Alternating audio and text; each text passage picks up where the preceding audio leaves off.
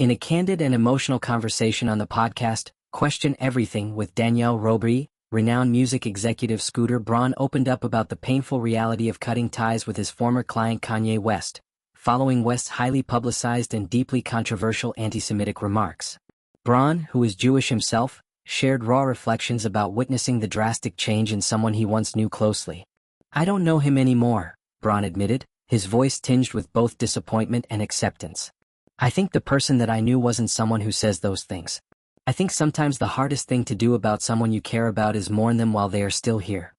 This profound statement resonated far beyond the context of celebrity drama, touching on the deeply human experience of letting go of someone who has lost their way. Braun, 44, managed West for a period between 2016 and 2018, a time when West was still widely recognized for his creative genius, despite occasional controversies. But after parting ways professionally, Braun, like many, watched as West spiraled into a series of public scandals. The most troubling moment came in 2022, when West launched into an anti-Semitic tirade on social media, a move that swiftly led to the loss of lucrative brand partnerships with major names like Adidas and Balenciaga. When asked whether West, now 48, could still be reached, Braun answered thoughtfully, "I don't know." It was not the response of someone harboring anger, but rather the sober acknowledgement of someone who has chosen to step away, prioritizing his own life and values over trying to rescue someone unwilling to change. The music mogul emphasized that his focus now is on his family, particularly his 3 young children, Jagger, 9, Levi, 7, and Hart, 5, whom he shares with his ex-wife Yael Cohen.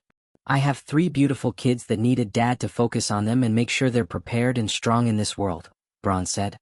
His words reflect a shift from the high-paced, often consuming world of celebrity management to something more grounded and personal. Despite the hurt caused by West's comments, Braun maintained a sense of grace.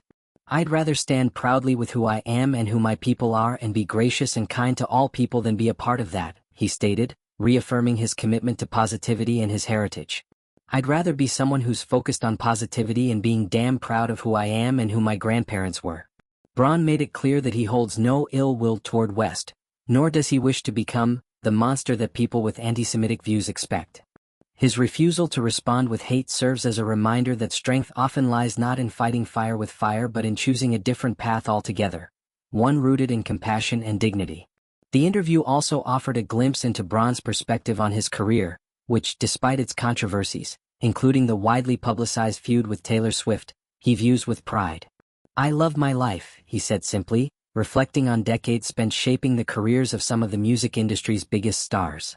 Braun, who officially retired from active artist management last year, appears to have reached a point of peace and acceptance.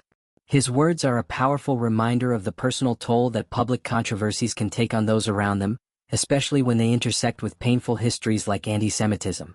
Braun's decision to walk away wasn't just about business. It was about self-respect, protecting his family, and honoring his cultural and personal identity. While representatives for Kanye West did not immediately respond to requests for comment, the rapper's actions have continued to spark widespread backlash and disappointment.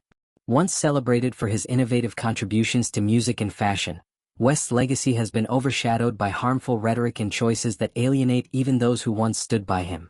Scooter Braun's willingness to speak openly about this painful split not only sheds light on his personal journey but also highlights the importance of drawing boundaries when someone's words or actions cross moral lines. In choosing to mourn them while they are still here, Braun acknowledges the loss without compromising his principles, a lesson many can relate to whether in the context of public figures or personal relationships.